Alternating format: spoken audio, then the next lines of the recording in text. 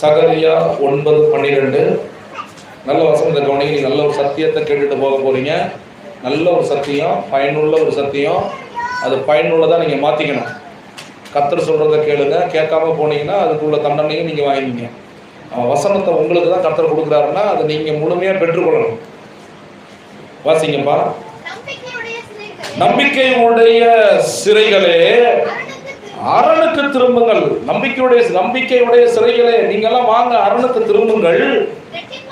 ரெட்டிப்பான நன்மையை தருவேன், இன்றைக்கே தருவேன். அல்லேலூயா. ஆண்டவர் உங்கள்கிட்ட பேசுறாருன்னா உடனே யாரையும் பார்க்காதீங்க, கையை உயர்த்தி அல்லேலூயான்னு கத்திருங்க. ஏன்னா உங்கள்கிட்ட அவர் பேசிட்டு இருக்காருன்னு அர்த்தம். அல்லேலூயா. உங்களிடத்துல அவர் பேசிட்டு இருக்காருன்னு அர்த்தம். நீங்க அப்படியே மண்ணு மூணு பேர் உட்காந்துக்க கூடாது. நீங்க அல்லேலூயான்னு சொல்றது, ஆமேன்னு சொல்றது அவருக்கு நீங்க அது ரொம்ப பிடிக்கும் அவருக்கு. ஏன்னா உங்கள்கிட்ட அவர் பேசிட்டு இருக்காரு இல்லையா, அப்புறம் நீங்க அவருக்கு அல்லேலூயான்னு சொல்லி மகிமைப்படுத்துங்க அவரை. சரி, கவனிப்போம். கர்த்தருடைய அருமையான தேவனுடைய பிள்ளைகளே, அப்போ கர்த்தருடைய வார்த்தை என்ன சொல்லுகிறது என்று சொன்னால், அரணுக்கு திரும்புங்க. எதுக்கு திரும்பணுமா? அரணுக்கு திரும்புங்கள். அரண்னா என்ன அப்படிங்கிறத பார்க்க போறோம். அரண்னா யாரு, அரண்னா என்ன அப்படின்னா வசனத்தை படிச்சு பாருங்க. சங்கீதம் 43 2வது வசனம் சொல்லுகிறது, அரணாகிய தேவன் நீர். அப்போ அரண்னா யாரு? நமக்கு அரண்னா பாதுகாப்பு. இந்த பாதுகாப்பை கொடுக்கறது யாரு? அரண்னா அடைக்கலம். இந்த அடைக்கலத்தை கொடுக்கறது யாரு? அரண்னா ஒரு கோட்டை. ரைட்டுங்களா? அங்க போயிட்டா நமக்கு எல்லா விதமான பாதுகாப்பும் நமக்கு உண்டு. அப்போ இந்த அரண்னா யாருன்னா தேவன் தான். தேவனே நமது அரணா இருக்கிறார். தேவனே நமது அடைக்கலமாய் இருக்கிறார். தேவனே நமக்கு எல்லா விதமான பாதுகாப்பும் இருக்கிறார், கோட்டையாக இருக்கிறார். அப்போ அருமையான பிள்ளைகளை, நீங்கள் எல்லாரும் அந்த அரணுக்கு திரும்புங்க. என்ன செய்ய போறார் ஆண்டவர்? ரெட்டிப்பான நன்மையை நான் உங்களுக்கு தர போறேன். என்னைக்கு திரும்புறீங்களோ அன்னைக்கே தர போறேன். அல்லேலூயா சொல்லுங்க. என்னைக்கு திரும்புறீங்களோ, அரணுக்கு திரும்புறீங்களோ அன்னைக்கே தர போறேன். சில பேர் இன்னமும் தேவனிடத்துல திரும்பாதவர்களாக சபையில் உட்கார்ந்துருக்கிறாங்க. தேவனுடைய சித்தத்துக்கு ஒப்பு கொடுக்காதவர்களாக சபையில் இருப்பார்கள். நீங்க நினைக்கலாம், நான் சபையில தானே இருக்கிறேன், நான் சபைக்கு வரேங்க, போறேங்க, காணிக்கை கொடுக்குறேங்க, செபிக்கிறாங்க, எல்லாம் செய்யலாம். ஆனால் தேவனுடைய திட்டத்திற்கும்படி உங்க வாழ்க்கை இருக்கிறதா? தேவன் உங்களை எதற்காக முன்குறித்தார்? எதற்காக இந்த பூமியில உங்களை பிறக்க வைத்தார்? இந்த கொஞ்ச காலம், இந்த உலக காலம் இருக்கிறது, இது நிரந்தரமற்ற ஒரு காலம். இந்த காலம் நிரந்தரமற்ற காலம். நிரந்தரமான ஒரு காலத்தை, 1000 வருட காலத்தை ஆண்டவர் நமக்கு வைத்திருக்கிறார். நித்தியமான காலத்தை ஆண்டவர் நமக்கு வைத்திருக்கிறார். இது அநித்தியமான காலம். இது நித்தியம் கிடையாது. ஆனா நித்தியம் எங்க இருக்கிறது? ஆண்டவரிடத்துல இருக்கிறது. ஆண்டவர் அதை அவருக்கு பிரியமாக, அவருடைய சித்தத்தின்படி, அவருக்கு பிரியமானபடி வாழ்ந்தவர்களுக்கு மட்டுமே அந்த நித்திய காலத்தை ஆண்டவர் கொடுக்க போறார். எல்லாருக்கும் அவர் கொடுக்க மாட்டார். ஏன் தேவனிடத்துல திரும்பணும்? ஆண்டவர் சொல்றாரு, உங்களுக்கு ரெட்டிப்பான நன்மைகளை நான் தருவேன். என்னைக்கு திரும்புறீங்களோ அன்னைக்கே நான் தந்துருவேன். அப்ப சபைக்குள்ள இருக்கிறவர்களே, நீங்கள் முதலாவது திரும்ப வேண்டும். யாரிடத்துல திரும்ப வேண்டும்? கவனிங்க, யாரிடத்துல திரும்ப வேண்டும்? தேவனிடத்துல, கர்த்தரிடத்துல திரும்ப வேண்டும். எப்படி திரும்ப வேண்டும்? வசனத்தை படிங்க. புலம்பல் 3:40.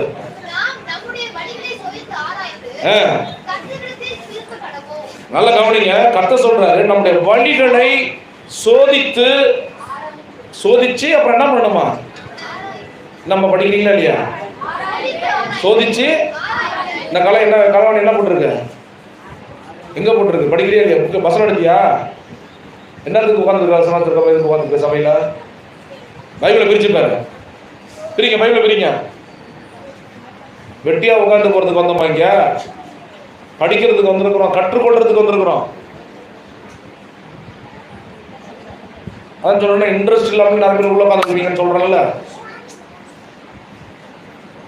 நம்ம கிரியைகளை வச்சுதான் நம்மளை ஆசீர்வதிப்பார் ஆண்டவர்.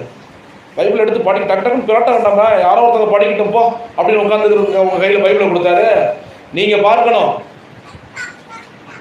அந்த வசனம் அது உங்களுக்கு கொடுக்கப்படுகிறது, அடுத்தவங்களுக்கு கொடுக்கல. ஒவ்வொருத்தவங்க எந்த வசனம் உங்க கண்ணுக்கு படுதோ அந்த வசனம் உங்களுக்கு சொந்தமானது. நான் பார்க்காம உட்காந்துருப்பேன்னு சொன்னா அது உங்களுக்கு சொந்தம் கிடையாது. ஆண்டவர் ஆசீர்வாதமா மட்டும் பேச மாட்டாரு, எச்சரிப்பா பேசுவார். இப்ப எச்சரிப்பா பேசிட்டு இருக்கிறாரு. உன் வழிகளை சோதிக்கிறது மட்டுமல்ல, ஆராய்ந்து கர்த்தரிடத்தில் திரும்ப வேண்டும். ஆராய்ச்சி பண்ணிப்பாரு, உன் வழி சரியா? ஆராய்ச்சி பண்ணிப்பாரு, சோதிச்சு பாரு. நான் சரியா பேசுறேனா? நான் சரியா நடக்கிறேனா? நான் சரியா பார்க்கிறேனா? நான் சரியா எப்படி என் வாழ்க்கையில எப்படி கிறிஸ்துவ வாழ்க்கையை நான் கரெக்டா எப்படி போயிட்டு இருக்கிறேன்? நான் கிறிஸ்துவத்துல தான் இருக்கிறேனா இல்ல உலகத்துல இருக்கிறேனா? என்னுடைய வாழ்க்கை எப்படி இருக்கிறது? என் வழி எப்படி இருக்கிறது? என் வழி என்னங்க, பைபிள படிக்கிறது ஒரு பக்கம் ஒரு வழியா இருந்தாலும் என் பாதை ஒரு வழியாக இருந்துகிட்டு இருக்கிறது. வேதத்துக்கும் எனக்கும் சம்பந்தமே இல்லை, கிறிஸ்துவத்துக்கும் எனக்கும் சம்பந்தமே இல்லை. அப்படி இருப்போம் என்று சொன்னால் அருமையான பிள்ளைகளே, நீ முதல்ல திருந்தணும். ஆண்டு சொல்றாரு, அரணுக்கு திரும்பு. ஆண்டவர்கள் நம்பிக்கையா இருக்கிற, ஆனா ஒரு வழியில நீ போகாம இருந்துட்டு இருக்கிற, அவர் பக்கம் திரும்ப. நீ உன் வழிகளை நீ என்ன பண்ணணும்? சோதிச்சு பாரு, ஆராய்ச்சி பாரு. அப்புறமா கர்த்தரிடத்துல நீ திரும்பணும். சோதிச்சு பார்க்கணும். நம்மள அப்பா அடிக்கடி சோதிச்சு பார்க்கணும்னு சொல்லி கர்த்தர் இந்த வசனத்துக்கு மூலமா நம்மள பேசிட்டு இருக்காரு. அப்ப அரணுக்கு திரும்பணும்னா எப்படி திரும்பணும்? உன் வழிகளை சோதிச்சு பாரு, நீ ஆராய்ச்சி பண்ணி பாரு. நான் செய்யறதெல்லாம் கரெக்டா? இது தேவனுக்கு பிரியமா இருக்குமா? இல்ல தேவனுடைய திட்டம் தானா இது? நான் இருப்பது தேவ திட்டமா, தேவ சித்தமா? நான் பேசுவது தேவ சித்தமா, இல்ல ஏன் சித்தத்தை தான் தேவ சித்தமா நான் நினைச்சிட்டு சொல்லிட்டு இருக்கிறேன்னா? இப்படி நீங்கள் உங்களை நீங்களே ஆராய்ச்சி பண்றது மட்டுமல்ல, சோதிக்கிறது மட்டுமல்ல, இப்படி செய்து தேவனிடத்துல நீங்க திரும்பணும். எதை செய்தாலுமே சோதிச்சு பாருங்கிறார் ஆண்டவர். வழிகளை சோதிச்சு பாரு, வழிகளை சோதிச்சு பாரு. உன் இஷ்டத்துக்கு தேவன் திரும்ப மாட்டாரு. நீ தான் கர்த்தரிடத்துல திரும்பணும்னு கர்த்தர் சொல்றாரு. சொல்லுங்க, நம்ம தான் திரும்பணும். உன் வழிகளை சோதிச்சு பாரு. எப்படி வேணாலும் நான் போயிட்டு இருப்பேன், எனக்கு ஒரு கண்ட்ரோலே இல்லைன்னு சொல்லிட்டு இருக்க கூடாது. எதை வேணாலும் நான் பேசணும்னு நாக்கு வாயை திறந்து பேசிட்டு இருக்க கூடாது. எல்லாத்துக்கும் ஒரு கண்ட்ரோல் வேணும். எது நடந்தாலும் நடந்துட்டு போட்டுமே. எனக்கு விரோதமாக ஒரு பாளையமே இறங்கி ஒரு கூட்டம் நிக்கட்டுமே, நான் விடுவேன் என்று சொல்லி ஒரு மிகப்பெரிய ஒரு குழியை நோண்டி வச்சு என்ன உயிரோடே புதைக்கிறதுக்கு இருக்கட்டுமே. என் எதிராளிகள் இல்ல என்னோடு கூட இருந்தவர்கள் எனக்கு விரோதமாக எத்தனை காரியங்கள் செய்தாலும் அது ஒன்று கூட என்னை தாக்கவே தாக்காது. எனக்கு விரோதமாய் வருகிறவர்கள் தான் இடறி விடுவார்கள். எனக்கு குழி நோண்டவன் தான் கீழே விடுவான், அவன் வெட்டுன குழியிலேயே. புரியுதா? ஏசப்பா பிள்ளைகள்லாம் நல்லா கவனிங்க. உங்கள் ஸ்தானங்களை, உன் ஸ்தானத்தை விட்டு அலையாத. நீ யாரு? உலகத்தனை போல நீ சீப்பா கீழே இறங்கி சண்டை போட்டு இருக்க கூடாது. உலகத்தை மாதிரி சீப்பா இறங்கி வந்து ரோட்ல சண்டை போடுறது, தெருவில் சண்டை போடுறது, வீட்டுல சண்டை போடுறது, சபையில வந்து சண்டை போடுறது. உன் ஸ்தானத்தை விட்டு சீப்பா போவாத. நீ யாருடைய பிள்ளை? நீ தேவனுடைய பிள்ளை. உனக்கு விரோதமா என்னதான் இருக்கட்டுமே, கர்த்தருக்கு சோதனம் பண்ணிட்டு போ. கர்த்தர் சொல்றாரு, உனக்கு விரோதமாய் உருவாக்கப்படுகிற வசனத்தை சொல்லி முடி, எந்த ஆயுதமும் போன்னு சொல்லிட்டாரு. ஒரு வழியாய் வருகிறவன் உனக்கு விரோதமா ஒரு வழியா தான் வருவான். ஆனா ஆண்டவர் சொல்றாரு, அப்படி வரவன நான் என்ன பண்ணுவேன்னா 7 வழியா ஓட பண்ணுவேங்கிறாரு. அப்படி என்னதான் பைபிள் படிக்கிறீங்க? என்னதான் தேவனுடைய குணாதிசயம் உனக்கு தெரியுமா? உனக்கு தேவனுடைய குணாதிசயம் தெரியுமா? சண்டை போடுறவங்க போய் சண்டை போட்டு நிற்காத. ஆண்டவர் சொல்றாரு, சண்டை போடுறவங்களுக்கு முன்னாடி ஆண்டவரை துதிக்க ஆரம்பிக்கிறார். ஆண்டவரை பார்த்து ஜெபம் பண்ணி ஆண்டவரை துதி. ஆண்டவரே உமக்கு சோத்திரம். நீ துதிக்க ஆரம்பிச்சாலும் எதுக்குள்ள உள்ளது கர்த்தரிடமிருந்து அடி வரும். என்ன கர்த்தரை கற்றுக்கொண்டீங்க, எதுக்கு போய் நீ சண்டை போட்டீங்கன்னா முடிஞ்சிருச்சு, ஒரு ரட்சிப்பு முடிஞ்சிருச்சு, அவ்வளவுதான். ஒருத்தவங்க உனக்கு விரோதமா எழுப்புறாங்க, அவங்கள்ட்ட போய் சண்டை போட்டு சத்தம் போட்டு கிடந்தியா, முடிஞ்சிருச்சு, உன் கதை முடிஞ்சிருச்சு. நீ ரட்சிக்கப்பட்டவ கிடையாது, நீ ரட்சிக்கப்பட்டதே கிடையாது. நீ ரட்சிக்கப்படுற அர்த்தம். நீடிய பொறுமை உள்ளவளாயிரு. நீடிய பொறுமை உள்ள எதுக்கு எடுத்தாலும் வசனம் படிக்கிறீங்களா இல்லையா? எல்லாவற்றுக்கும் சோத்திரம் செய்யுங்கள்.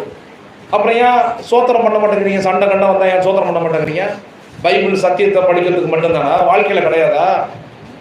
எல்லாவற்றுக்கும் சோத்திரம். அப்ப ஆண்டவருடைய சித்தம் இல்லாம எதுவுமே நடக்காதுங்கிறது உங்களுக்கு எல்லாம் தெரியுது. நம்முடைய வாழ்க்கையில ஒரு முடி கூட தேவ சித்தம் இல்லாம கீழே விடாது. எல்லாமே ஆண்டவருக்கு தெரியும். இருக்கிறீங்களா இங்க? அப்புறம் ஏன் உங்களுடைய பலனை, அதாவது கர்த்தரிடத்துல ஏன் நீங்க ஒப்பு கொடுக்க மாட்டேங்கிறீங்க? உலகத்தால போல ஏன் நடந்துக்கிறீங்க? உலகத்துல போய் ஏன் சண்டை போட்டு நடந்துக்கிறீங்க? நீங்க அப்படி செய்கிறதுனால யாருடைய நாமம் தூசிக்கப்படுது. அப்ப அதுக்கு உங்களுக்கு தண்டனை உண்டா இல்லையா? உங்களுக்கு தண்டனை உண்டா இல்லையா? நீங்க உலகத்தார மாதிரி சண்டை போட்டுக்கிட்டு இருந்தீங்கன்னா யாருடைய நாமம் தூசிக்கப்படுகிறது? தேவனுடைய நாமம் தூசிக்கப்படுது, சபையுடைய பெயர் கெட்ட பேராகுது. இப்ப அந்த விசுவாசிக்கு தண்டனையை கொடுப்பார. இப்ப ஏசப்பா நாம சும்மா இருக்கும்போது ஏசப்பா நாமத்தை கெடுக்கிறோம். ஏசப்பா நாமத்தை கெடுக்கிறோம்னு சொன்னா ஆண்டவர் உனக்கு தண்டனையை கொடுப்பார, கொடுக்க மாட்டாங்க. நீ நடந்துக்கிற முறையில தான் தேவன் நாமம் மகிமைப்படும். நீ உலகத்தால போல நீ நடந்துக்கிட்டு சண்டை போட்டுக்கிட்டோம், தெருவில் சண்டை போட்டுக்கிட்டோம், வீட்டில் சண்டை போட்டுக்கிட்டோம், நீ உலகத்தாலே நடந்துக்கிட்டு இருந்தனா தேவன் நம்ம தூசிக்கப்பட்டுச்சுன்னா கர்த்தருடைய தண்டனை அவருடைய கரத்திலிருந்து உனக்கு வரும். அதையும் நீ தாங்கிக்கணும். அதையும் நீ என்ன பண்ணிக்கணும்? தாங்கிக்கணும். அப்போ நம்ம எதை செய்தாலும் நம்ம சபைக்குள்ள வந்த பிறகு நம்ம ஞானமா பேசணும், ஞானமா நடந்துக்கணும். என்ன வேணாலும் பேச முடியுமா? நீ போய் உலகத்தார்கள் என்ன நடந்துக்க முடியுமா? நீ சபையில் ஊரில் தெருவில் போய் சண்டை போட முடியுமா? நீ கெட்ட வார்த்தை போய் சண்டை போட முடியுமா? நீ யார் நாம தூசிக்கப்படுது? தண்டனை வருமா வராதா? உனக்கு வருமா வராதா? அந்த பயம் இருக்கணும். அப்ப அடுத்தவங்களை ரட்சிப்புக்கு வராதபடிக்கு நீ தடை பண்றன்னு சொன்னா உனக்கு எவ்வளவு ஆக்கண. இப்ப நீ கெட்டவத்தை பேசுற, அதை பண்ற, சண்டை போடுற, அடிக்கிற, கூத்தடிக்கிற, தெருவில் உட்காந்துட்டு கூத்தடிச்சுட்டு கிடக்குற, அவன் பார்க்குறோம் போறோம் ரட்சிக்கப்படாதவங்களாம் பார்த்து என்ன சொல்லுவான்? சபைக்கு போறதெல்லாம் எப்படி பேசுறது பத்தி. அவன் சபைக்கு வர மாட்டான். அவன் ரத்த பலி உன் தலையில உட்கார்ந்து இருக்குது. அதனாலதான் நீ 1000 மடங்கு தண்டனைக்கு போற. ஒருத்தர் ரட்சிக்கப்படாத காரணம் நீ நடந்துக்கிற முறைகள், நீ பேசுகிற முறைகள். ஒரு தெருவில் நீ சாட்சியா இருக்கிறியா? எருசலேமில் சாட்சியா இருப்பாங்கிற பரிசுத்த ஆவியானவர் வரும்போது நீங்க பலன் அடைந்து எங்கங்க? யூதாவிலும் எருசலேமிலும் அப்புறம் சமாரியாவிலும் பூமியின் கடைசி பிறந்த எப்படி இருப்பீங்க? தெருவில் சாட்சியா இருக்க மாட்டாங்கிறீங்க. ஒரு தெருவில் உனக்கு நீ சபைக்கு போகணும்னு சொன்னா காரி துப்பாது. உன்னை பார்த்து காரி துப்பாது. நீ சபைக்கு போறியாமா? இவ்வளோ கெட்ட வார்த்தை பேசுறியம்மா? நீ சபைக்கு போறியா? எப்படி அந்த விஷயம் சபைக்கு வரும்? ஒரு ஆத்மா நீ கொண்டு வர முடியுதா உன்னால? ஒன்ன முதல்ல கர்த்தர் இந்த சபையை விட்டு தூக்குனாதான், அப்படிப்பட்ட ஆத்மாக்களை தூக்குனாதான் புது ஆத்மா தேவனை கொண்டு வருவார். பேரை கெடுக்காதீங்க, ஆண்டுடைய பேரை தூசிப்பை உண்டாக்காதீங்க. அதுக்கு தண்டனை நீங்க தாங்க மாட்டீங்கன்னு கர்த்தர் சொல்றாரு. தாங்க மாட்டீங்க. தாவீது தேவநாமத்தை தூசிக்கும்படி செய்தான். அவனுக்கு தண்டனை எப்படிப்பட்ட தண்டனை கிடைச்சிச்சு? எப்படிப்பட்ட தண்டனை கிடைச்சிச்சு? நாம கர்த்தருடைய பிள்ளைகள் எதை செய்தாலும் யாருடைய நாமம் தூசிக்கப்படும்? கர்த்தருடைய நாமமும் சபையுடைய பெயரும் தூசிக்கப்படும். அதுக்கு உனக்கு தண்டனை நீயா வருவிச்சுக்கிற. வாயை அடக்கிக்கிட்டு வரணும். எங்க போனாலும் உன்னை தேடி சாத்தான் வரதான் செய்வான். சாத்தானுடைய வேலை என்ன? சண்டை, பிரச்சனை, போராட்டம், எல்லாம் கோபம் எல்லாம் கொண்டு வர்றது அவன் வேலை. ஆனா நீ கர்த்தருடைய பிள்ளை, உன்னை நீ காப்பாத்திக்க வேண்டாமா? ஆவியின் கனிகள் உன்ட்ட என்ன இருக்குது? ஆவியின் கனிகள் என்ன இருக்குது? ஒரு விரோதியை நேசிக்கிறியா நீனு? உன்னை துன்பப்படுத்துறவர்களுக்காக ஜெபம் பண்றியா நீனு? ஆனா வாயை திறந்து சபிக்க மட்டும் வாய் வருது. நீ தேவனுடைய பிள்ளையா? சொல்லுங்க. யாராவது உன்னை பத்தி ஏதாவது சொல்லிட்டா உடனே வரிஞ்சு கட்டிட்டு ஓடுறிய, நீ தேவனுடைய பிள்ளையா? சொல்லு. நீ தேவனுடைய பிள்ளையா? சொல்லு. யாராவது ஏதாவது சொல்லிட்டாங்கன்னா உடனே சண்டை, உடனே போன போட்டு ஹாய் ஊங்கிறது. நீ தேவனுடைய பிள்ளையா? என்ன அப்புறம் கற்றுக்கொண்ட? துன்பப்படுத்துறவங்களுக்கு ஜெபம் பண்ணுங்கன்னு சொல்லப்பட்டிருக்குது. அந்த நேரத்தில் வாயில சோத்திரம் வராம நேரம் சண்டை போட்டுன்னு சொன்னா நீ கர்த்தருக்கும் உனக்கும், நீ வச்சிருக்கிற வேதத்துக்கும் உனக்கும் நோ சம்பந்தமே இல்லைன்னு கர்த்தர் சொல்ற. ஏசவ பிள்ளைங்க அதுக்காக சும்மா வரணும்னு நினைக்கிறீங்களா? சில நேரத்தில் தேவனை நீ சும்மா இருந்ததான் தேவன் கிரியை செய்யலாம். தேவன் கிரியை தேவன் அடிக்கணுமா இல்லை நீ பேசுறதோட முடிச்சுக்கலாமா? தேவன் சொல்றாரு நீ சும்மா இரு. நான் யுத்தம் பண்றேன், நீ ஏன் கத்திக்கிட்டு போயிட்டு உன் ஆத்மாவை ஏன் கெடுத்துக்கிட்டு இருக்கிற? சொல்றாரா இல்லையா? அப்புறம் ஏன் கீழ்ப்படிய மாட்டீங்க? சொல்றாரா இல்லையா? உனக்கு விரோதமா பெரிய ஒரு திட்டம் பண்ணிட்டு தான் இருக்கிறாங்க. நீ போய் என்னத்தை பேசி என்னத்தை சாதிக்க போற? என்னத்தை சாதிக்க போறீங்க? உன் ஆத்மாவில் இருக்கிற சமாதானத்தை தான் கெடுத்து போடுவேன். அதுக்கு உபவாசம் போட்டு ஜெபம் பண்ணா தேவன் சொல்றாரு, தேவன் இறங்கி வேலை செய்வதற்கு பெரிய ஆயுதமே உபவாசங்க. உபவாசம் போட்டு ஜெபம் பண்ணா நீ என்ன செய்யறியோ அது சும்மா சப்புன்னு ஏதோ சின்ன காரியம், 4 வார்த்தை பேசிவிட்டா சந்தோஷமா வந்துருது உனக்கு. அப்படி நல்லா வாய் நிறைய திட்டி விட்டாயா, நல்லா சண்டை போட்டாயா அப்படின்ட்டு அப்படிதான் உட்காந்துருப்பேன். மறுபடியும் எழுப்பி சண்டை வந்துக்கிட்டு தான் இருக்கும். ஆனா கர்த்தர் அடித்தால் அவர் பயம் அவர்களுக்கு வரும். இவங்க கர்த்தருடைய பிள்ளை, இவங்களுக்கு விரோதமா பேசக்கூடாது.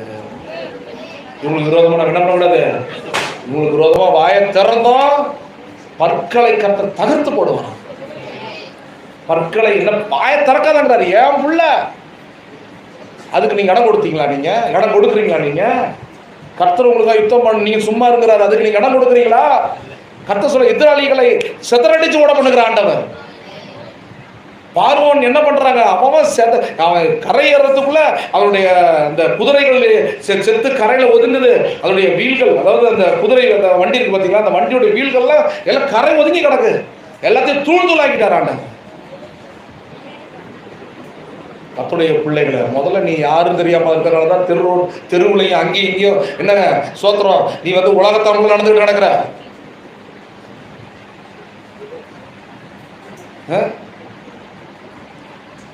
என்ன கர்த்தருடைய பிள்ளைகள், உங்க வழிகளை நீ சோதிச்சு பாரு, நீ ஆராய்ச்சி பண்ணி பாரு, திரும்ப கர்த்தரிடத்துல, நீ கர்த்தரிடத்துல திரும்ப. முதலாவது கர்த்தர் எதுல திரும்ப சொல்றது தெரியுமா? உன் வழியிலிருந்து நீ திரும்ப, அரணுக்கு திரும்ப. உனக்கு ஆசீர்வாதம் வேணுமா? அப்படிப்பட்டவங்கள வாழ்க்கையில பார்த்தீங்கன்னா ஒரு ஆசீர்வாதம் இருக்காது. சண்டை போட்டுக்கிட்டு, பிரச்சனை பண்ணிக்கிட்டு, சபிச்சுக்கிட்டு, எதிர்த்து நின்றுக்கிட்டு, உலகத்தான் பேர் போய் சண்டை போட்டுக்கிட்டு கடக்கிறப்பட்ட வாழ்க்கையில கர்த்தருடைய ஆசீர்வாதம் வராது. அதே நேரத்தில் கர்த்தரை நம்பி இருந்தால் ரெட்டத்தனையான நன்மையை தருவேன். வாயில கொஞ்சம் அடக்குங்க, வாய் இருக்கிற மாதிரி பேசிடாத, சண்டை போட்டுறாத, அடக்கு. புருஷன்ட்ட மரியாதையா பேசு. புருஷனுக்கு மரியாதை கொடுக்கறது மட்டும் இல்ல, புருஷனுக்கு உண்மையாயிரு, பரிசுத்தமாயிரு. புருஷன் வருகிற வரை என்னங்க சோத்திரம், நல்ல ஜெபம் பண்ணு, கணவனுக்காக ஜெபம் பண்ணு. ஒரு கணவனை சபை கொண்டு வந்திருக்கீங்களா நீங்க? சண்டை போடுறதுக்கு மட்டும் சாதி எல்லாம் ஒவ்வொரு வீட்லையும் கேட்டால் என்னென்ன பண்ணது எல்லாம் சொல்றாங்க. கணவனை கொண்டு வந்து சபையில் ஒன்று உட்கார வச்சிருக்கியா நீ? அப்புறம் என்ன நீ என்ன எத்தனை பேர் கொண்டு வந்து சேர்க்க போற நீ? இந்த புருஷனை என்ன கொண்டு வந்து சேர்க்கல. முதல்ல உங்க வழிகளை ஆராய்ச்சி பண்ணி திரும்புங்கன்னு சொல்லி கர்த்தர் பேசுறாரு. அலையிலே சொல்லுங்க, அலையிலே சொல்லுங்க. ஒப்பு கொடுத்து எல்லாரும் ஜெபம் பண்ணுவோம். அலையிலுயா, அலையிலுயா, ஆமென் சொல்லுங்க எல்லாரும். ஆமென். கர்த்தருக்கு மகிமை உண்டாவதாக. இரண்டாவது காரியம் ஜாக்கிரதையா இருங்க. இரண்டாவது காரியம் ஜாக்கிரதையா இருங்க பிள்ளைகளே. உன்னை சாத்தா சோதிச்சு பார்க்கறான், புடைச்செடுக்க பார்க்கறான். யார் மூலமாவது பிரச்சனை வரும், உன் பரிசுத்தத்தை கெடுக்க வருவான். யார் மூலமாவது உன்னை பரலோக வாழ்க்கைக்கு போகாதபடிக்கு, பரிசுத்த வாழ்க்கைக்கு போகாதபடிக்கு யாரை கொண்டாவதும் சாத்தான் வருவான், புடைச்சி எடுக்க வருவான். உன்னை நீ தான் காப்பாத்திக்கணும். அப்போ போய் எல்லாம் பண்ணி விட்டு அப்பன்னா ஆண்டவர் உடனே மன்னிச்சுடுவார் நினைக்கிறீங்களா? தண்டனையும் கொடுப்பார் ஆண்டவர். மன்னிப்பார், ஆனால் தண்டனையும் கொடுத்துருவாரு. ஏன்றார்? இப்போ என்ன வசனத்தை படிச்சு பாருங்க, வெளிப்படுத்த விசேஷம் 3:19 படிங்க, சீக்கிரம் படிங்க, டைம் ஆகிட்டு இருக்கிறது. வசனத்தை எடுக்கிறதுக்கே லேட் ஆகுது.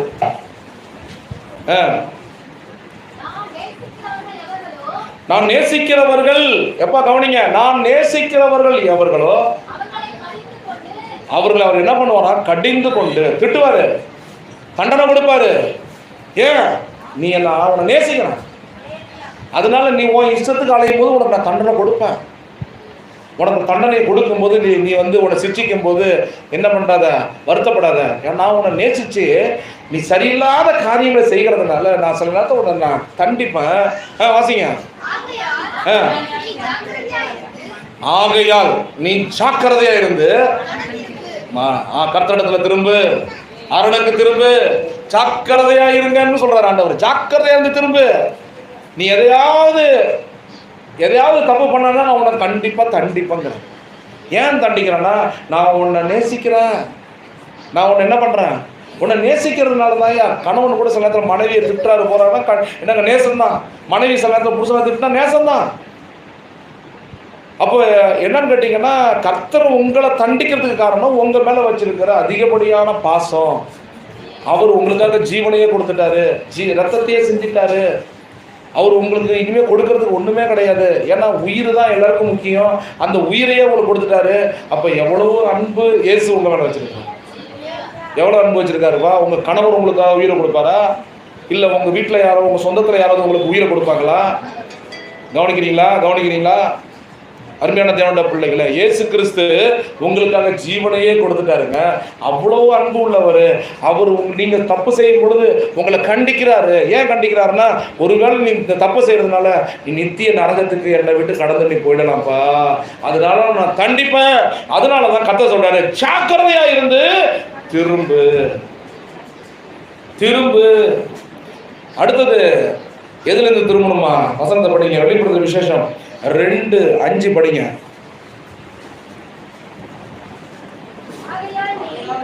ஆகையால் யாரோ ஒருத்தர் படிக்கிறாங்க, எந்த நிலைமையில விழுந்தா என்று நினைச்சு மனம் திரும்பி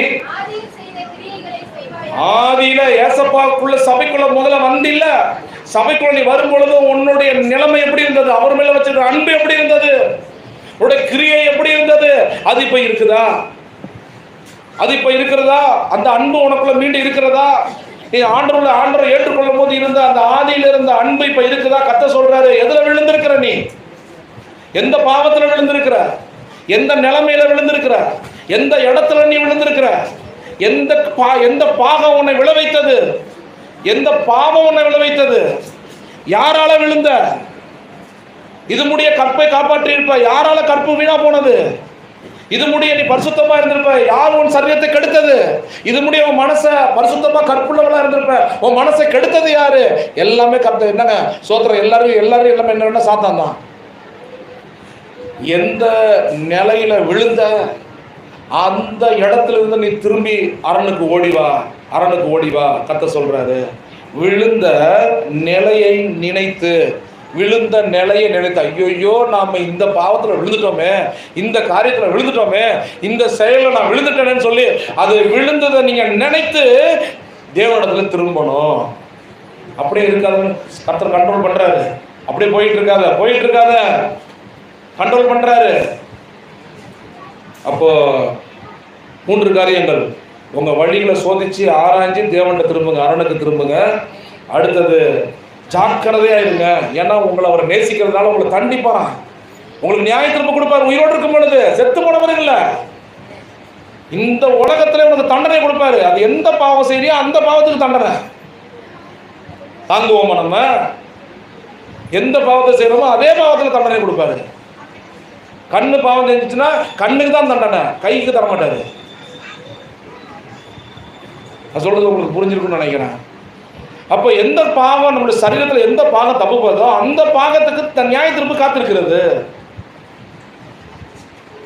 அப்போ ஜாக்கிரதையா இருந்து மனம் திரும்ப, ஏன்னா உன்னை நேசிக்கிறதுனால கண்டிப்பா உன்னை நான் கண்டிப்பேன். ஏன்னு சொன்னா உன்னை கண்டிக்கலன்னு சொன்னா நான் உன் மேல வச்சிருக்க வாசம் போய், அப்ப நான் கண்டிப்பேன். அதனாலதான் சொல்றாரு, ஜாக்கிரதையா இருந்து திரும்பிடு. ஏன்னா நான் உன்னை தண்டிக்கும் பொழுது உன்னால தாங்க முடியாது. இமை பொழுது உன்னை கை விட்டேன்னு சொல்றாரு. இமை பொழுது கை விட்டதுக்கு உயிர் பாதி பூசலாடிட்டு வரும். இமை பொழுது உன்னை கை விட்டேன்னு சொல்றாரு பார்த்தீங்களா, அந்த மாதிரி யாரையாவது கை விட்டுட்டாருன்னா அலறணும், தாங்க முடியாத உபத்திரம். எது வேணாலும் இருக்கலாம், அந்த நியாய தீர்ப்பு எப்படி வேணாலும் இருக்கலாம். ஆனால் அந்த நேரத்தில் கதறவை பற்றி, அப்பா எசப்பா என் செஞ்ச பாவத்தில் மன்னிக்கன்னு சொல்லும் போது உருக்கமான, அப்பனா உன்னை எவ்வளோ உருக்க வைப்பார் அவர். உருக்கி வச்சு தான் உன்னை உருக்கி வச்சு அதுக்கு முன்ன உன்னுடைய உருக்கமான இறக்கத்தினால அவர் இறங்குவார். நேசிக்கிறார் உங்களை. ஜாக்கிரதையாக இருந்து திரும்புங்கன்னு சொல்கிறார். ஜாக்கிரதையாரு, கீழே விழுந்து என்னுடைய அடியை வாங்கிக்கிட்டு அப்புறமா திரும்ப வேண்டாம், நீ ஜாக்கிரதையாக இருந்தே திரும்ப. நிற்கிறவன் விழாதபடிக்கு தன்னை காத்து கொள்ள வேண்டும். நிற்கிறவன், சில பேர் கீழே விழுந்தவங்களை பார்த்துக்கிட்டே இருப்பான். கீழே விழுந்தாலும் அது விழுந்துட்டுங்க, அது பாவம் செஞ்சுட்டுங்க, அது அப்படிங்க இது இப்படிங்கன்ட்டு ஆண்டவர் சொல்றாரு. இப்போ அது கீழே விழுந்துட்டு இப்போ நீ கீழே விழுந்துட்டேங்கிறாரு. அடுத்தவங்களை பார்க்காதீங்க, அடுத்தவங்கள்ட்ட கிரியெல்லாம் நீங்கள் பார்க்காதீங்க. நீங்கள் நிற்கிறீங்களா, அதுல நிற்கிறதுக்கு பாரு, கீழே விழுந்து கிடக்காத. அடுத்தது, எந்த நிலைமையில விழுந்தியோ அதை நினைச்சு திரும்ப. ஐயோ நான் இந்த பாவத்தில் விழுந்துட்டனே, இந்த விதமான அசுத்தத்தில் நான் விழுந்துட்டனே, என் சரீரத்தில் ஆண்டவரே அப்பா இப்படிப்பட்ட சில பாவங்கள் ஆண்டு கொண்டு இருக்கிறதே, இது பரிசுத்த ஆலயமாச்சே, பரிசுத்த ஆவியானவர் தங்குகிற ஆலயமாச்சே. இயேசு கிறிஸ்து வரும்பொழுது அவருடைய சத்தத்தினாலே இந்த சரீரம் மகிமையை அடைய வேண்டுமே. இப்போ இந்த பாவம் நிறைஞ்சிருக்கிற இந்த சரீரத்தை ஆண்டவரே இனி அப்பா உங்களுடைய சரீரத்தை கரத்தை ஒப்பு கொடுக்குறேன். விழுந்த நிலைமையை நினைச்சு திரும்பணும். ஆண்டவர்கிட்ட சொல்லணும், இந்த காரியத்தில் விழுந்துட்டப்பா என்னை காப்பாற்றுக்கப்பான்னு சொல்லணும். அருமையான பிள்ளைகளை. அடுத்தது, அருவருப்புகளை விட்டு திரும்பணுமா? அருவருப்பு என்ன? அருவருப்பு வசனத்தை படிச்சு பார்ப்போம். நீதிமொழிகள் 12:22. சீக்கிரம் படிங்க. நீதிமொழி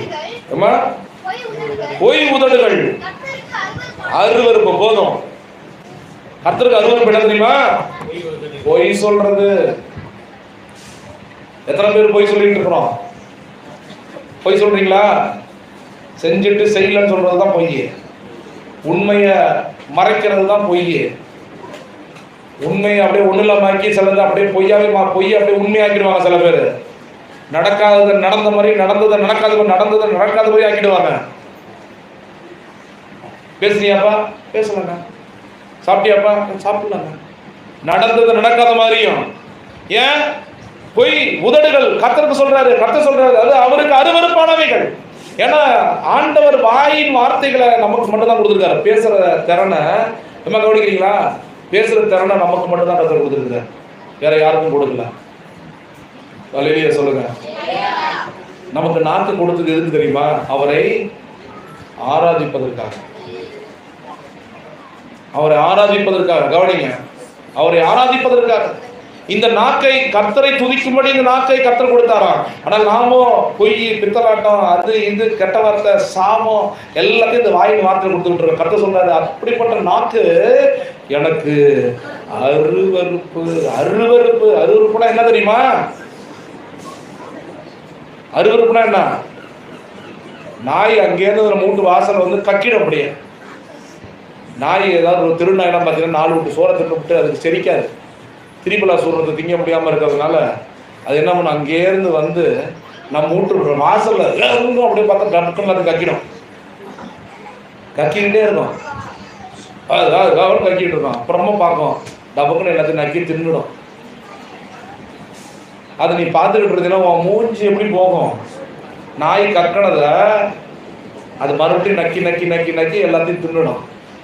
உன் முகம் எப்படி போகும் அதை பார்க்கும்போது? இருக்கா? அதுதான் கர்த்தருடைய முகம். அப்படிதான். அதை விட பல மடங்கு என்னன்னு கேட்டீங்கன்னா, பொய் பேசுறவங்களுடைய வாயை பார்த்து ஆண்டவர் சொல்றாரு, அந்த பொய்யாக்கெல்லாம் பேசிட்டு இங்க வந்து சோத்திரம் சோத்திரம் சோத்திரம் சொல்றேன். அந்த உதடுகள் ஆண்டவருக்கு அருவருப்பு. நாய் தின்னதை கக்கும், கக்கனதை திங்கும். அப்படிப்பட்ட நாய்கள், அப்படிப்பட்ட நாய்க்கு சமமா இருக்கிறான் அவன். பொய் பேசுறவன், பொய் பேசிட்டு வந்து சபையில் ஆராதனை பண்றவன் அப்படிப்பட்டவனா? பொய் பேசிட்டு வந்து ஆராதனை பண்ணுகிற, ஆண்டவர் துதிக்கிற, கர்த்தருடைய வார்த்தையை படிக்கிற அப்படிப்பட்ட பெண், அப்படிப்பட்ட ஆண் ஆண்டவருக்கு அருவருப்பானவர்கள்.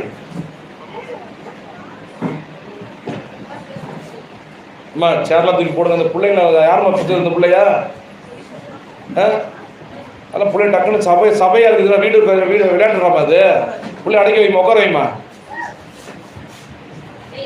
விசுவாசிலாம் எல்லாம் 10 வருஷம் விசுவாசம்லாம் மண்ணாங்கட்டி மாரி உட்காந்துருக்கு. சொல்லணும், பிள்ளைகிட்ட சொல்லணும், இதுமாரிலாம் வந்து செய்யக்கூடாதுன்னு உட்காரணும்.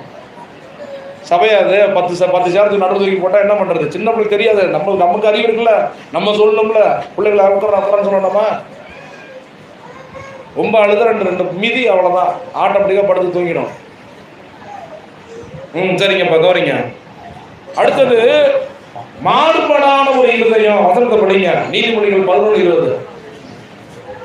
11:20 படிங்க. மாறுபாடு உள்ள அருவருப்ப மாறுபாடான இருதயம். எல்லாம் கவனிங்கம்மா. மாறுபாடான இருதயம். மாறுபாடான இருதயம் என்னங்க? கண்டதையும் நினைச்சு பார்க்கறது. ஒரு மனைவி ஒருத்தங்க இருக்காங்கன்னா மனைவி தான். அடுத்தது கண்டவனையும் நினைச்சு பார்க்கறது. அது மாறுபாடான ஒரு சந்ததி. மாறுபடா சந்ததி. நமக்கு ஒரு வழி இருக்குதுன்னா அந்த வழியில தான் போகணும். உடனே கண்ட பொம்பளை பார்க்கறது, கண்ட ஆம்பளைங்களை பார்க்கறது, அப்படி பேசுறது, இப்படி பேசுறது, இப்படியே போறது. மாறுபாடான ஒரு இருதயம். அவங்கள்ட்ட பேச நினைக்கிறது, இவங்களை பார்க்க நினைக்கிறது, அங்க போக நினைக்கிறது, இங்க போன, இதெல்லாம் இப்படிப்பட்ட இருதயத்தை பார்த்துட்டாலே கர்த்தர் எப்படி இருக்குமா? உண்மையா இல்லாதபடிக்கு மாறுபாடான சிந்தனை, மாறுபாடான இருதயம் உள்ளவங்களை பார்த்தா கர்த்தர் சொல்றாரு, அவங்க பார்த்த உடனே அருவருப்பாய் பார்ப்பான். அடுத்தது படிங்க. நீதிமொழிகள் 16:5.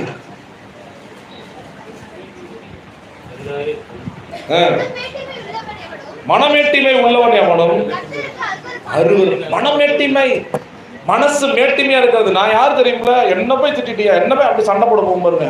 நான் யார் தெரியுமா? ஊன்னு சொல்லிட்டு போவோம். கர்த்தர் சொல்றாரு மேட்டிமையே இருக்கக்கூடாது. அவ்வளோ பெரிய தெய்வம். அந்த தெய்வம் இந்த பூமியில மனத்தாழ்மையா இருந்து சிலுவையில நமக்காக பாவத்தை சிந்தி, பாவியில நமக்காக ரத்தம் சிந்தி மறிச்சு தாழ்மையின் ரூபம் எடுத்து இந்த பூமிக்கு அடிமையான ரூபப்படுத்தி இங்கே வந்த தெய்வம். அவருக்கு தான் நம்ம வாழ்ந்துட்டு இருக்கிறோம். நமக்கு ஏன் மேட்டிமை? நீ வாழ்றது ஏசப்பாவுக்காக, செய்கிறது மனமேட்டிமை, அருவருப்பு அப்படிங்கிறார் ஆண்டவர். அப்போ நம்ம ஏன் மனமேட்டிமை? இந்த மேட்டிமை உள்ளவங்களை எப்படிமா கண்டுபிடிக்கலாம்? திடீர்னு யாராவது உன்ட்ட சண்டை போட்டால் நீனும் சண்டை போட ஆரம்பிச்சிடுவார். இவங்களாம் ஆண்டவருக்கு எப்படிப்பட்டவங்களா? சண்டை போடுறவங்களாம் அருவருப்பானவர்கள். சண்டை போட்டுக்கிட்டு இருக்கிறவங்க அருவருப்பானவர்கள். கர்த்தர் அருவருப்பா பார்ப்பாராம். சீ,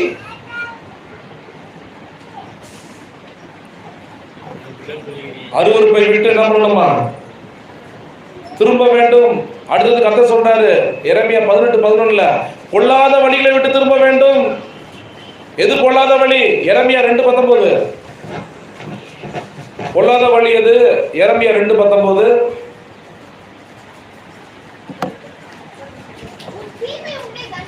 உன் தீமை அப்ப நமக்கு தண்டனை வருதுன்னா அது யாருடைய தீமையாமா? இப்ப நமக்கு கஷ்டம் வருது, கவலை வருது, வியாதி வருது, பலவீனம் வருது, நோய் வருது, இதெல்லாம் எதனால நான் தண்டிக்கப்படுகிறேன் தெரியுமா? வசனத்தை தெரிஞ்சுக்கிட்டீங்களா? நான் எதுக்காக கஷ்டப்படுறேன்? எனக்கு ஏன் நோய்? எனக்கு ஏன் வியாதி? எனக்கு ஏன் பிரச்சனைகள், போராட்டங்கள், கவலை, கண்ணீர் எனக்கு ஏன் அப்படின்னா ஆண்டவர் சொல்றாரு, நீ தண்டனையில் இருக்கிறன்னு சொன்ன ஏதோ ஒரு காரியத்தில் தண்டிக்கிறான் அப்படின்னா அது எதனால தெரியுமா? உன்னுடைய தீமை தான்ப்பா. ஏன் ஆண்டவரே எனக்கு இப்படிப்பட்ட தண்டனை அப்படிலாம் கேட்டுக்கிட்டு இருக்காத. வசனம் சொல்லிட்டாரு, உன் தீமை உன்னை தண்டிக்கும், உன் மாறுபாடு அப்படி இப்படி கொஞ்சம் வித்தியாசமா இருந்த, அப்படி போற பாதையில கொஞ்சம் மாற்றம், அப்படி பார்க்கறது இப்படி பார்க்கறதுலாம் இருந்த அந்த மாறுபாடுகள் என்ன பண்ணும்? உன்னை கண்டிக்கும், உன்னை கண்டிக்கும்.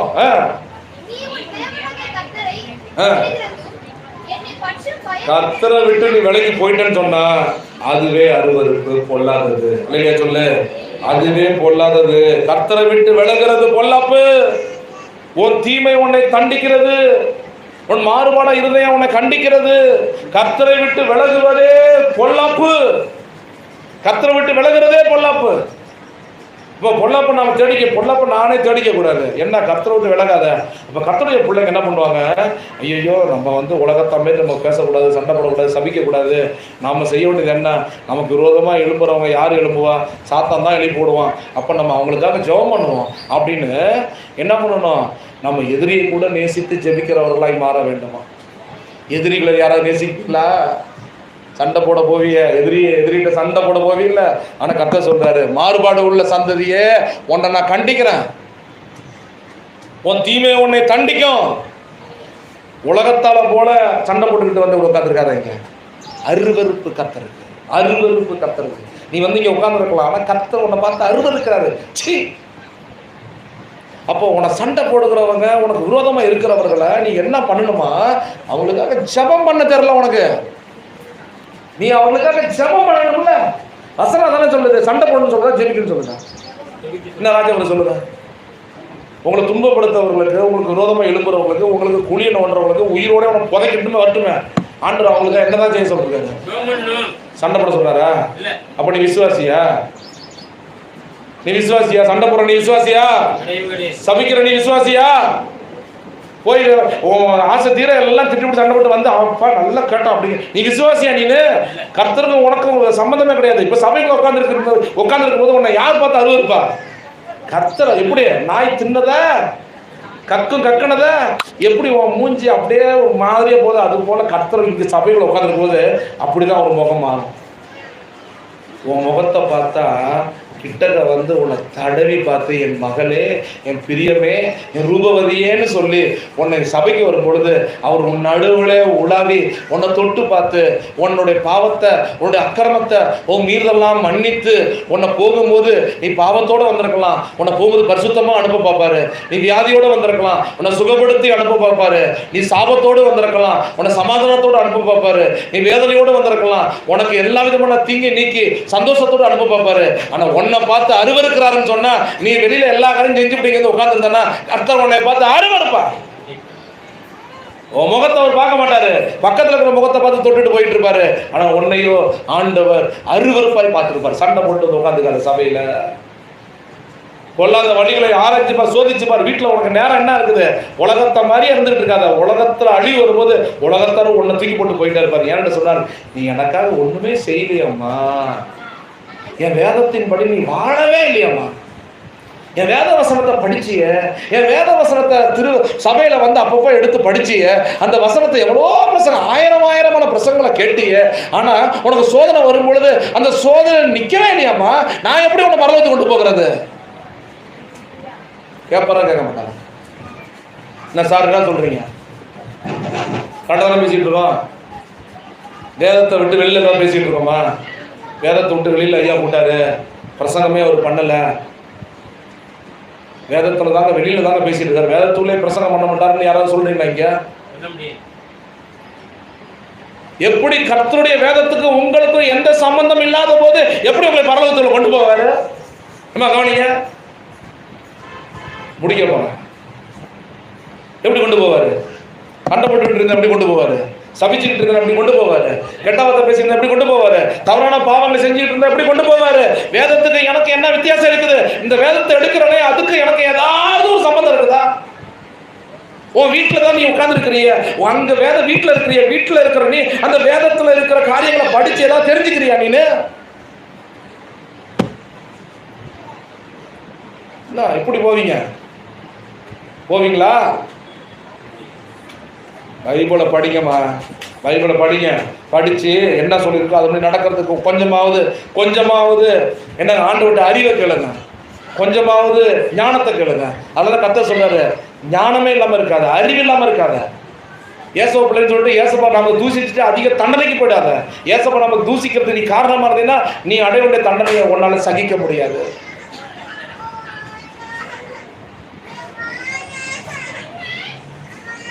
வசனத்தை சீக்கிரம் படிங்க, இன்னொரு வசனத்தை படிங்க சீக்கிரம். யோவேல் 2:13. இதான் முக்கியமான வசனம், எல்லாத்தையும் எடுங்க. முக்கியமான வசனம் எல்லாம் எடுங்க. யோவேல் 2:13.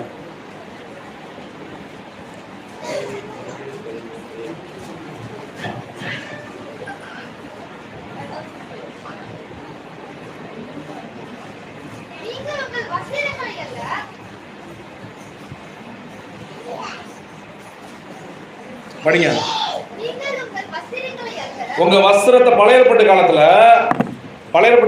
சட்டையை கிழிச்சுக்கிட்டு சாம்பலை உட்காந்து தலையில சாம்பல் எடுத்து கொட்டிக்கிட்டு ஆண்டவரேன்னு சொல்லி மன்னிப்பு கேட்டுட்டு இருப்பாங்களா அந்த காலத்துல, பழைய காலத்துல. இப்ப கர்த்தர் சொல்றாரு, உன் சட்டையெல்லாம் கிழிச்சுக்கிட்டு நடு ரோட்டில் சாம்பலை உட்காந்துக்கிட்டு உன் தலையில மண்ணை போட்டுக்கிட்டு அப்படி உட்காந்துக்கிட்டுலாம் இப்போ கிழிச்சுக்கிட்டுலாம் அழுவாதப்பா. நீ எதை கிழிச்சுக்கிட்டு அழுகணும்? உங்கள் இருதயங்களை கிழித்து, உன் இருதயத்துலதான் எல்லா பிளானும் பண்ணி வச்சிருக்கிற. ஒருத்தவங்களை பிடிக்கலன்னு சொன்னா பிளான் பண்ணி வச்சிருப்ப, எப்பெல்லாம் பார்க்கணும் அப்பெல்லாம் சண்டை போட்டு நீ நினைச்சிட்டீங்கன்னா அதுதான் செய்வ. நீ ஒருத்தவங்க பிடிக்கலன்னா அவங்களை என்னைக்காவது பார்த்தோம்னா வச்சிருந்தா, என்னைக்காவது வைக்கணும், வேட்டு வைக்கணும்னு நினைச்சிட்டு இருக்கியா? செய்வ. ஆண்டவர் சொல்றாரு, உன் இருதயத்தை கிழிச்சிரு. எதை கிழிக்கணும்? இருதயத்தை கிழிச்சு உன் தேவனாகிய அரணாகிய தேவனாகிய அடைக்கலமாகிய தேவனாகிய பாதுகாப்பு கொடுக்கக்கூடிய தேவனாகிய நித்திய ஜீவனை கொடுக்கக்கூடிய தேவனாகிய கர்த்தரிடத்துல திரும்ப. கிழிக்க வேண்டியது எதை கிழிக்கணும்? சட்டையை கிழிக்கணுமா? சட்டையை கிழிக்கணுங்கிறார் ஆண்டவரு. இருதயத்தை கிளி. இருதயம் தான் கிறுக்கு, கேடு, அருவருப்பு எல்லா பொல்லாங்கும் நிறைஞ்சிருக்குது. அதை கிளி. எத்தனை பேர் இருக்கிறீங்க? அல்லேலூயா. அதை கிளி. உள்ள இருக்கிற கிரியைகளை பாரு, நீனே பாரு. உன் இருதயத்துல இருக்கிற கிரியைகளை பாரு, அதை கிழிச்சு பாரு, அதை கிரியைகளை பாரு. ஐயோ இவ்வளவு அருவருப்பா, ச்சே. ஆண்டவர் சொல்றாரு, திரும்பு, அரணுக்கு திரும்பு, கிழிச்சு எடுத்து போடு, வெளியில் எடுத்து போடு. என் இருதயத்தில் இதெல்லாம் இருக்குப்பா, என் இருதயத்தில் இந்த மாறுபாடெல்லாம் இருக்குதுப்பா, என் இருதயத்தில் இந்த அருவருப்பெல்லாம் இருக்குப்பா, போய் உதடு இருக்குப்பா. நினிவே பட்டணத்தில் உள்ள மக்கள் என்ன பண்ணாங்களாம்? கர்த்தருக்கு முன்னாடி தன் இருதயத்தை கிழித்து கொண்டு என்னங்க தேவனுடைய சமூகத்துல தன்னை தாழ்த்தினாங்க. அவர்கள் அத்தனை பேரையும் கர்த்தர் என்ன பண்ணாரு? அழிப்பேன்னு சொன்னவர் அவங்கள அத்தனை பேரையும் ஆண்டவர் காப்பாற்றி விட்டுட்டாருங்க. ஏன்? அவங்க மனம் திரும்பினார்கள். அல்லேலூயா. கர்த்தரிடத்துல திரும்பினார்கள். ஆமென் சொல்லுங்க. அல்லேலூயா சொல்லுங்க. அல்லேலூயா, அல்லேலூயா, அல்லேலூயா. நல்ல சத்தமா அல்லேலூயா. எதை கிழித்தார்கள்? கிழிச்சிட்டு யார்கிட்ட வந்துட்டாங்க? தேவன்கிட்ட வந்துட்டாங்க. ரெட்டிப்பான நன்மை. கர்த்தர் சொல்றாரு, இனிமே உங்களுக்கு உங்க உயிரை நான் எடுக்க மாட்டேன். நினிவே பட்டணம் காப்பாற்றப்பட்டது. அல்லேலூயா. அதனால கர்த்தருடைய பிள்ளைகளை, உங்களுக்கு கர்த்தர் பேசின வார்த்தைகள் இன்னைக்கு போதும் நான் நினைக்கிறேன். வீட்டில் போயிட்டு உங்க இருதயத்தை கிழிங்க. வீட்டில் இருக்க எல்லாத்தையும் கிழிச்சு விட்டு உட்காந்துக்காதீங்க. இருதயத்தை கிழிச்சு விட்டு அதில் இருக்கிற அருவருப்பெல்லாம் நீங்களே பாருங்க. இதெல்லாமாடா இருக்குது, சை கருமம் முடிச்சதுங்க. இதெல்லாமாடா என் உள்ளத்துல இருக்குது, இதெல்லாமா இருக்கட்டும். சோதிச்சு ஆராய்ந்து அறுத்து அனாலிசிஸ் பண்ணி, அது அனாலிசிஸ் தெரியுமா, பகுதி பகுதி பகுதியா அப்படியே நல்லா இருக்கிற மாதிரி தான் தெரியும். அந்த ஆக்டிவிட்டி எல்லாம் நம்ம எல்லாம் அப்படியே சபையில் இருக்கும் போது நம்ம எல்லாம் சூப்பராக இருப்போம். கர்த்தருடைய பிள்ளை தான். நம்முடைய தப்பு நமக்கு தெரியவே தெரியாது. நான் இருதயத்தை கிழிச்சு பார்த்தாதான் உள்ள அவ்வளோ பாவம் உள்ள கிடக்கு. உள்ள அவ்வளோ பாவம் கிடக்கு. அது எப்பமா கிரியை செய்யும்?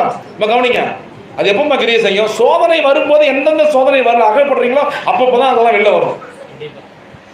சில பேருக்கு ஃபோனை பார்த்துட்டுனா வந்துடும், அந்த ஆவி வெளில வந்துடும். உள்ளத்தில் அந்த ஆவி இருக்கும்.